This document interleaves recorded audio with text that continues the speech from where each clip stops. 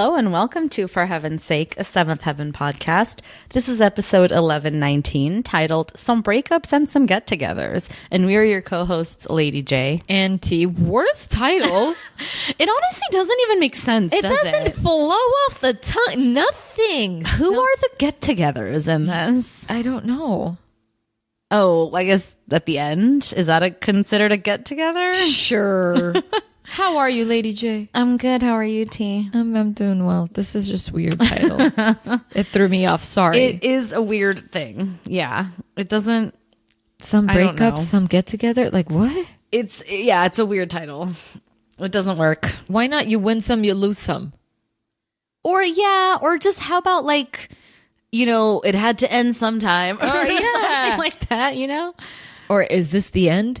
I honestly think it's like a meta joke for Brenda at this point. She's like, whatever. She's literally just like throwing words on the magnets on the refrigerator, and whatever happens becomes the title of the episode. As we saw with script number 234. Why not call it that then? You could well, not 234, 230 some. 30 some. Right. It's dumb. So basically, first of all, before we get even into it, did you see who directed this episode? Oh yeah, dude. What? I had no idea. But why did Jason Priestley direct this episode? Okay, well, and it took me down the rabbit hole Aaron of Spelling. besides that, but I was just curious. I'm like, how many directing gigs has this guy had? And apparently he's worked on Brenda Hampton shows a few times. I believe it. Did he do Secret Life too? Yeah. Okay. A couple episodes. Okay. So good for him. I guess like the Aaron Spelling family kind of thing. Did he direct anything else ever in his career, or just 3 episodes? No. He's done a bunch, like for he's done a lot of episodes for other random shows. Okay. And I know that he's directed or has a documentary, but under his direction too. Okay. So he's produced. It's like apparently the Fred Savage model. I mean, Fred Savage is a very prolific director in television nowadays. I mean, he still acts, but he's directed several television shows. Yeah. Or like episodes of television shows, I should say. Basically. So that's cool. It's like good for him. Yeah. And when you're thinking about Jason Priestley, especially around that time, I'm like, you're still a baby then. But I don't even know how old he is. 2007? I mean, his 90210 moment had ended by then. 90210. Was he on any other shows after that? I have no idea. I don't either. He wasn't Franklin and Bash, was he? That was the other one. That was Mark Paul Gosselaar. I think that's Mark Paul Gosselaar. The other guy from Clueless. Yeah, but wasn't his name? Breckenmeyer. Yeah. Fuck. And from Rat Race and stuff. Yes. Yes, queen. And then recently, like a couple of days ago, Kate and Leopold was on. He's like, "You want to vex my sister?" And I was like, "Okay, that's a weird thing to say." He is in Kate and Leopold too? Yeah, he plays Kate's brother. Oh, okay. I haven't seen that movie in a long time. Well, I mean, don't worry about it. I mean, yeah, it's not like, it's like such a seminal classic. So again, a lot of shit goes down. It does. A lot of shit does go down in this episode. It's very dense. At some point, I was like, okay, I need to stop writing notes because I'm just going to miss everything. There's a lot that goes down. Let's start at the beginning. Ruthie wants to get a job at the movie theater. I'm really digging this outfit of hers too. I'm loving the outfit. I love her hair up in this little ponytail she's got going on with like the little bit of hairs like in her face. She looks so cute. Yeah. She wants to work at the movie theater so that she can be close to T-Bone and whatever. It's their 6th anniversary coming up. Yeah. She's really excited about it. T-Bone is not excited about it. He tries to deter her. He's like, oh, but it's so lonely in there. Like, there's nothing to do. Like, there's a rush at movie time. And then once the movie started, there's nothing to do. And he's trying to like convince her not to go for the job. But she's like, no, I want it. So, and she wants him to put in a good word for her with the manager, so that she's more likely to get the job. Exactly. So he then starts freaking out because he's thinking about breaking up with her. Yeah. And as he's thinking out loud, Mac's there. He's like the worst thing. He's to like happen. lurking in the ticket booth. Yeah. Like hiding. And then so he pieces it together that T-Bone is trying to break up with her, but he doesn't know how or whatever. Yeah. And he's like, oh, no problem. Don't you even know that we're in the 21st century or whatever? Seriously. And he takes T-Bone's phone, clicks a few buttons and goes, there you go, done. And T-Bone's like, what the fuck did you do? And he's like, I took care of it for you. It's taken care of. Like, don't even trip. He sent a fucking text message saying BR8N. I'm breaking up with you. W/U or something like, Yeah. like basically like the lamest like text talk for breaking up with you. And we learn later that not only did Max send that to Ruthie, he somehow copied everybody in T-Bone's phone list on this text message. Were phones like this ever? I don't think that was ever a thing that was possible in one fell swoop to send a message to everybody. That's like fear mongering there. You can't do that. Not to mention, so I know that we shouldn't really get bogged down in this because it will just waste time, and ultimately it doesn't really mean anything. Although it does become a plot point, so maybe if we do want to spend time on this, the way that these people talk about text messages, it's like they're talking about a voicemail. Like, they keep talking about, oh, he left me a message. Oh, I haven't had a chance to read it yet. Yeah. Oh, my phone keeps beeping at me because I have a text message. Like, you get a text, you read it. Like, you don't go, oh yeah, I'll check my messages later. Like, it's a text message. It's true. Right? I mean, even in the olden days of cell phones, even from day one of cell phones, you get a text, it would be a message on your screen that you read right away. It's exactly like what, unfortunately, it's what paging was. You got a page, you went and you figured it out ASAP. You want to know what the message is, or you're going to call back that person. That's a text. Or the page itself is the message, the numbers or whatever. But like a text is the exact same thing. Oh, someone's trying to get in contact with me. You check right then and there. This isn't like you said. And the language they use too is problematic. They're like, oh yeah, he left me a message. He didn't leave you a message. He sent you a message. Yeah. Like, what are you talking about? Like, it doesn't make sense. So Max sends that text, right? Yeah. And then we, the audience, because we're normal. Yeah. We're like, oh, so she's now seen it. So the next time we see Ruthie, it's going to become problematic.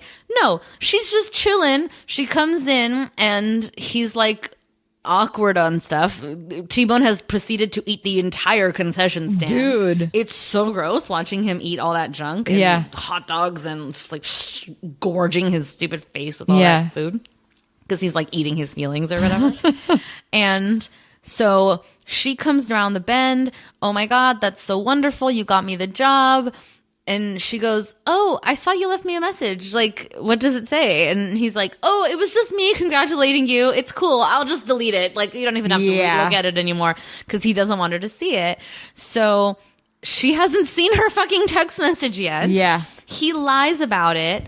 She goes in to talk to the manager, assuming she's gotten the job. Exactly. And leaves her phone with him, and he takes that opportunity to delete the text. Unbeknownst to him, everybody and their mother has also gotten this text. Yeah. So he's protected Ruthie from it, but now the rest of the fucking world knows. Eric knows, Lucy knows, Kevin knows, the twins know, Annie knows, Martin knows, Jane knows, Margaret knows, everybody and their fucking mother. I'm surprised you don't hear from Matt across the fucking country. T-Bone's breaking up with Ruthie. And through a text message, and why did I get the memo? Literally. And then I love that it's like you can see the clear line between like the squares and the cool people. Like Annie and Eric and Lucy don't understand what BR8 means, but then the twins know immediately, and so does Kevin, of course. Yeah, of course. Kevin's hip and cool. Yeah. Ew. So the whole episode becomes this thing of like, T-Bone, you idiot. What did you do? Yeah. Why did you do this? T-Bone having to defend himself. I didn't do it. Mac did it. Yeah. And people all trying to talk to each other about, what's Ruthie gonna say? When's she gonna find out? Da da da da da. Yeah. And Ruthie just being completely oblivious and like blissfully so, thinking that she's in a 6-month relationship with this guy she likes. They keep doing this to her. I know, it's so stupid. They did this with her with Martin and Margaret. I mean, Meredith. Yes, I know. Or you mean with Sandy too, with the whole pregnancy thing? She had no clue for the longest time. She didn't know about the pregnancy, but also like she thought that Martin was into her, and that's why him and Meredith I broke know, up. that whole and people are thing. talking shit, and she has no idea. Yeah, people are always worried about how people are going to tell Ruthie things. And it's like, maybe just tell her. Yeah. Because doing this whole game of like, how are we going to tell her? How is she going to react? Isn't working for anybody. And if anything, ever. it's really mean. Yeah. It leaves the girl hanging, and then everybody has time to settle in it. And then y'all look at her like, all right, get settled. I know. I mean, we had that conversation with the whole Sandy thing. It's like, you know, you didn't tell her anything for the longest time. Yeah. And then now that she has a chance to deal with it, you're like, you choose your feelings, Ruthie. Like, Yeah. Can she feel something first to then choose it? Like, Yeah. You know? So anyway, not to get too ahead of ourselves, but let's put a pin in that there. Okay. So while everybody's tripping about how Ruthie's going to react when she finds out, T-Bone especially, right? Yeah. Meanwhile, Mac in college is up in front of his class reading a story about a girl named Margaret and a boy, and it's like some romance thing or whatever. And I fully was like, oh my God, Mac is writing about Margaret. And Yeah. it's this like romance novel and like whatever. For a quick second, you were just a little bit impressed. I wasn't even impressed, but I was just like, oh damn, he's like, he went for it. But I didn't take it too seriously. The thing that concerned me is when we pan out and we see Margaret standing behind the door listening to it, like, oh shit. Like, I took it like, oh, he's into me. Yeah. Oh my God. Yeah, exactly. You know what I mean? Because she's hearing him talk about Margaret, you know, in a romance novel. Meanwhile, that teacher who's sitting at the desk, like watching him do his reading, is like so horny for him. It's so obvious. I totally thought that was going to be a plot point. Oh God, I hope. Oh, And then, I mean, it wasn't in the end, but I totally thought for a minute, like, this is going to be a like Mrs. Robinson moment for Mac. yeah, she was totally into it, and Mac was too, of course. Oh, yeah, he was giving her the eye back. He was all proud of himself and his little paper, you know? God, so smug. So whatever. So they have their whole thing, and Margaret then confronts him and is like, you stole my paper, you know, whatever. But then they start doing that like kiss battle thing. Yeah, I'm not supposed to do this. Yeah. And I'm not supposed to do this. And with every this, she's like kissing him in a different place on his face or whatever. And it's getting to the point where you realize as an audience member, like Margaret's actually still into Mac. Like, whether or not Mac's into her, like she's into him. And he is, I think, just into it because whatever, it's a warm body. You know what I mean? Like, if I'm being honest with the whole situation, I don't know that Mac is capable of caring about anyone. Yeah. I think he's just concerned about like having sex and like having somebody to do that with. And if she's willing and into him, like he'll take it. So sad. It's really lame. Yep. It's lame for both of them. Like, I want her to do better, and I want him to be able to just like not be a dick. Like, I don't know. Yeah. It's so weird. Again, why do we care about these characters? We don't. Meanwhile, later down the line, just to wrap up the whole Margaret and Mac thing, we learned that Eric submitted that paper to that same teacher with Margaret's name on it because it's her paper. Yeah. As like a thing to let that teacher let Margaret into her class as like a writing sample or whatever. Yeah. And so now Mac knows that he's been caught because now the teacher's going to know that Margaret in fact wrote this paper, you know? Because the teacher knows Eric, so clearly there's a trustful relationship there. Yeah. Like, so like, who's she going to believe, Eric or Mac? Obviously Eric. So that's them. So, oh my God, there's so much going on in this fucking episode. It's crazy. I know. So, okay, to go back to the Ruthie and T-Bone of it all. Actually, no. let's talk about Lucy and Kevin. Oh, yeah. So Lucy and Kevin, when we last left them, they left Crossroads on 2 different pages. Kevin was all in, Lucy was not. Yep. Or not that she was like saying no, but she was definitely like, there's lots of challenges and reasons why we shouldn't do it. Yeah. Most of all, the support factor of like, if we're going to have another kid, being close to my parents, whatever, and the danger factor of like prison, blah, blah, blah, whatever. She's not happy about it. Kevin loves the idea of being a sheriff again, having a small community, whatever. Yeah. And the idea of branching out on their own and seeing if they can make it without the support system they have here in the snow globe. And Lucy's not about that life. So they have like a bit of a tiff about it. Yeah, they do. And Kevin's like, I need to be alone. And leaves. And she's like, well, what if I want to be alone? And he's like, you can be alone, but I got to be alone outside. Like, I'm leaving. Which was a dick move on his part, honestly. Like, I don't know. I'm tired of saying how much I hate Kevin. Maybe I'll drop it. I mean, I always wonder about it because Kevin does, like you said, some fucked up shit. You know, whenever she goes into, at some point, even in the kitchen, when she gives, she hands over Savannah, or is it the dog? No, it's Delilah. And she's leaning in to give him a kiss or to get a kiss from Kevin. And like, he is not about that. And again, dick move, right? You don't like it. But I can also imagine in a relationship when you're in a tiff that you don't want to be affectionate. You get what I'm saying? Like, I can believe that's possible, but I think it's because Kevin is just so fucking annoying. You know what it is? So I understand, like, it's not cute when someone's being annoying and then they're like, oh, but kiss me anyway. Yeah. I get the idea of like Kevin being like, no, that's not cute. I'm not going to kiss you right now. I'm mad at you. Okay.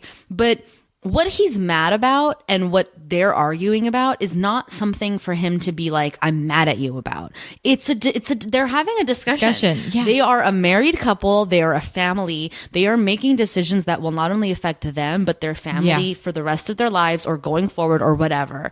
So this is not about them fighting. This is a discussion. They need to, they're going to have to find a compromise. They're going to have to find common ground. And him saying, I need to be alone right now, I need to leave, is not helping the situation. Brenda Hampton, again, with this couple, the reason why I never believe them is because she is just using them as like that device or that car that's going to get her point across. And it's almost like half the time she's trying to show you what a normal couple they are. Thank you. And yet they're throwing it at the worst times. I wrote it down in my notes. I think Brenda thinks that their constant bickering is like grounded and normal and like, oh, look how real they are because they're bickering all the time. Yeah. And it's like, okay, we don't watch TV to hold up a mirror to ourselves, right? There's got to be a level of aspirationalness. There's got to be something to which we can, there has to be some level of escapism in a show like this anyway. Okay, what I'm saying? It's not Breaking Bad you're making here. You're making a family drama about some people. We got to look at them as like some sort of a role model for ourselves. I don't want to see them constantly bickering. Sure, bickering's normal, but like, do they have to constantly be bickering to show how normal they are? Exactly. Can they just have a happy moment for once in their goddamn lives? Or just a simple discussion that's not a whole thing where neither of them blow up and they come to a compromise and everything's fine? Nope. The answer is no. We can't have that. No, because Brenda's in charge. So he leaves. She's like, okay, well, I guess I'm here now. Like, you know. And so Sandy comes over and Lucy's talking to Sandy. And what I love about this too is it's Lucy she needs to think out loud, right? She's talking it's more like she's talking at Sandy, you know? And to Sandy's credit, Sandy is a good listener, you know? She's a good person to have on the other side of that conversation of like, she's taking it all in. She's not going to offer like major advice or whatever, but she is going to indicate to Lucy, like, I'm here for you, you know, whatever you need. If you guys decide to go there and then knowing that you're going to have to take time off because you're going to have another kid or whatever, like, know that I'll be there for you. I'm happy to step in for you. I'll put my college shit on hold for that, whatever. And she's like, you would do that? And she's like, yeah, man, I'd do anything for you guys. Like, you know, you guys are family, whatever. Like, Sandy's good people. You know what I mean? Yeah, she is. And and Lucy even says like, you should know, like, I wasn't asking for that. Like that wasn't me fishing for that. I just needed to think out loud. I needed to say it out loud so that I can lay out all my options and think about what life would be like if we did move to Crossroads, whatever, you know? So that's all cool and all. And then Lucy buttons that thing with like, besides, we don't even know if I can get pregnant again. Yeah. As she's like scarfing down a fucking bucket of ice cream. And Sandy looks at her like, you think? Yeah. How do you like that ice cream? And so is that the show telling us that Lucy's pregnant? I hope so. Yeah, I'm going to assume so. Except, so, okay, before we go to the final conclusion of that scene. So while Sandy and Lucy are talking, right? Kevin is talking to Michaels. I know. I don't even know what to call him anymore. He's Captain Michaels now? Sergeant? I don't know. He's Captain. Okay. But we learned that he's going to be Chief. Yeah. He's a Chief. That's just the final iteration of his promotion. Yeah. Because you know how every time we met him, he got another promotion? Exactly. So it's he true. started off as, I think Sergeant Michaels was his first title. Then he was, or maybe he was Officer Michaels. I think he was Officer Michaels. And then it was Sergeant Michaels. And then it was whatever, Captain Michaels. And now he's going to be Chief Michaels. Or Lieutenant at some point, I'm sure. Yeah. Whatever. So now he's going to be Chief. And he offers Kevin a job. And he says, now listen, I'm just saying, the salary you told me that you'd be getting as a sheriff in that small fucking town, way more than I can offer you here. Exactly. But I'm just saying, if you want to stay because Lucy wants to stay or whatever, know that you've got a job here. Like, I would love to have you on my team. And because Kevin did express to Lucy when they were having their argument that his whole thing was like, the reason he left the force in the first place is because when he decided to be a cop to begin with, he wanted to be a force for good. He wanted to be, you know, fight for the good guys and whatever. And instead, he was just a paper pusher who got bogged down in so much paperwork that ended up protecting the bad guys. And he would just arrest the same people over and over again. And that's why he quit to begin with. And Captain Michaels tells him, you know, don't worry, because when I'm chief, things are going to change and you're not going to be fighting for the bad guys anymore. And if you do join my team, like you'll be able to do what you always wanted to do, kind of a thing, you know? So he gets Kevin thinking about staying. And Sandy gets Lucy thinking about going, you know? So all of a sudden, with some time apart, they're now on opposite sides of their spectrum that they started from. Seriously. So when they get back together that night, and you know, they do their whole thing of like, sorry we fought, blah blah blah, whatever. It's like the 50th fucking time they've done this. I'm sick and tired of it. When they're doing that, they each don't really know how to tell the other, like, I changed my mind or whatever. So they leave it at, let's take a couple of days and sleep on it, kind of a thing, and think about it. But then they call each other out on the fact that they're both just thinking that the other will change their mind over the course of a couple of days. You always let me have my way. Right? But so now they're in a crapshoot because neither of them wants to change their mind. But now they're still not on the same page because now the one wants to go and the other one wants to stay. Like, what are they going to do? Like, how are Take another couple days. How is this going to work? Because, you know, Lucy does deserve the opportunity and the chance to go and start something new. She does. And to spread her wings and to not be under her dad's umbrella and shadow, you know. Meanwhile, Kevin does deserve the chance to do something good for a change under leadership that he knows and trusts and whatever, you know. But with Kevin, it seems like he's going to be great in both positions, in either way, if it's at Crossroads or if it's in Glen Oak. Right. In Crossroads, he'd make a lot more money and he'd be the sheriff of a town. Here, he gets to work and do good. Whereas Lucy, if they stay, is basically just status quo. And she's just going to have another kid, essentially. Whereas if she goes, it feels like if they go, it's a win-win. And if they stay, it's more just like a win. You know? True. So I'm hoping that they choose to go in the end. But again, we don't get a resolution in this episode, so we'll see, I guess. I guess so. So Ruthie. Finally, at the end of the day, through a series of hilarious circumstances, Eventually she learns. she finds out that T-Bone broke up with her over a text. And she understandably gets, upset about it, but she does that thing of like, okay, whatever, fine, bye, and then she's like crying in her room, And Eric goes up there to like have a talk with her. Getting that stupid tattoo and latching onto that ring just changed everything. I fell in love with a guy and I turned into a stupid, silly girl. Oh, no. No, you didn't. You're a very wise woman, Ruthie. Much wiser than your years. There's this old saying, if you love someone, set them free. If they come back, they're yours. If they don't, they never were. So maybe if you can just accept for now that T-Bone wants his freedom, then who knows what could happen. Yeah. Maybe you're right, Dad. I mean, it's honestly the best advice Eric could have given her in this moment. I think so. To, one, help her not feel like a silly little girl, who did the cliche thing. Yeah. And two, to help her like begin to get over it, I guess, and get some perspective on it. Yeah. So cut to the next day.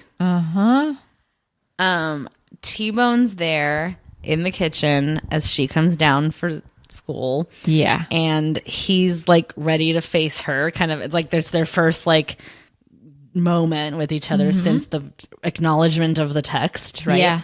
And she tells him, and he tells her, he's like, I'm sorry about the text. I never even really meant to send it. Like, I don't want to break up with you, whatever. Yeah. And she goes, okay, but you did though. Yeah. Like, you did want to break up with me, and you did break up with me. And so here we are. And he's like, okay, but I changed my mind. Like, whatever. Let's talk it out on the bus. Yeah. Like, we can hash it out. And she's like, oh, yeah, no, I'm not taking the bus today. Martin's picking me up. Yeah. What? My season 9 heart started fluttering, dude. I was like, is this the moment we've been waiting for? Is Martin and Ruthie finally gonna happen? Yeah, so when I hear Martin, I'm like, wait, what? Oh my gosh. Let's listen to it. It's okay. I'm over it. I was shocked, but I'm over it. Hey, you got what you wanted. We're broken up. No hard feelings. I'll see you at work. Ruthie, I don't want to break up. I never wanted to break up. And yet, you broke up with me. I changed my mind. No, really. We should break up. I mean, you were just feeling guilty, and you shouldn't. And I know my dad was the one who gave you permission, so I guess we're all fine with it. Mom, it's okay. I understand the whole set them free philosophy. I do. So, you're free, T-Bone. Bye. Bye, Mac. Wait. Let's just take the bus. I mean, we'll talk. Oh, I'm not taking the bus. Martin's picking me up. Boom. And then you cut to T-Bone and Mac's faces because Mac's there for some reason. Yeah. And it's like, wait, what? Yeah. Especially because Martin and Jane spend the whole episode like hot and heavy for each other. They're having like a phone date or whatever. Basically, yeah. Although it's seeming more and more like Jane, the more she learns about Martin, she's not very into it. Like, yeah, and the more she wants to argue with him. Well, because every piece of information he divulges about himself or tells her about himself, like how he got Sandy pregnant in the first place, the whole Meredith thing, all of that shit, like, is just, the more she hears it, it's like the more messy and complicated he is. And so it's like, okay, what am I doing here? Yeah, and what am I attracted to? And he's a tool on the phone. Because at some point he's like, well, what did he say? Like, something along the lines of, I gave up something to do in order to be on this phone date, and this isn't really fun. Like, he says something along the lines of that. Yep. Because he just wants to talk Sorry, she just wants to talk about what she wants to talk about. Yeah. Mac and Margaret are having a whole moment in front of her while she's on the phone. Martin's listening in on their conversation, talking about Ruthie. Yeah. And Jane's just like, what the fuck? You know, the whole thing was just like a hot mess. Yeah. This whole phone date was a hot mess. But I genuinely feel like as it was happening, Jane was having this realization of like, oh yeah, he's just an idiot. Like, what am I even attracted to with him? You know what I mean? Like, why do I care about this? Yeah. And then she says, I think we should see other people. And he says, I didn't know that we were seeing each other. Whatever, dude. They're fucking idiots. That's all moronic behavior from all of them, including Ruthie. Yeah. Like, you dumb little dum-dum. Like, your dad told you that you're not a silly girl, that you are somebody who feels things, and that's okay, and you're gonna get over it. And then what do? You go fucking call Martin to spite T-Bone? And mind you, and Martin knows he's quote-unquote dating Jane, so like, what the fuck is Martin doing? Exactly. They're all just morons being morons. Like, they're all using each other. it's so stupid. It's, oh my god, I can't with Brenda this season. What's the point of any of this? I love seeing you this frustrated. I mean, I feel bad because I understand. I'm sitting right across from you. I get it. Like, it sucks.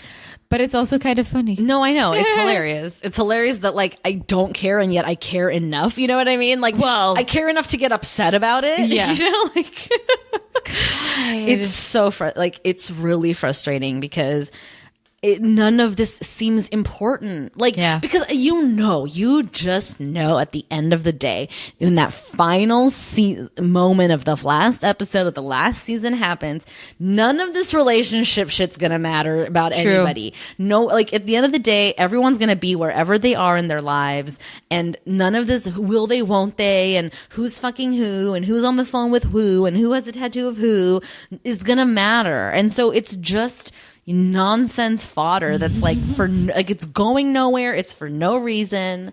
Yeah. Oh, it's so fucking frustrating.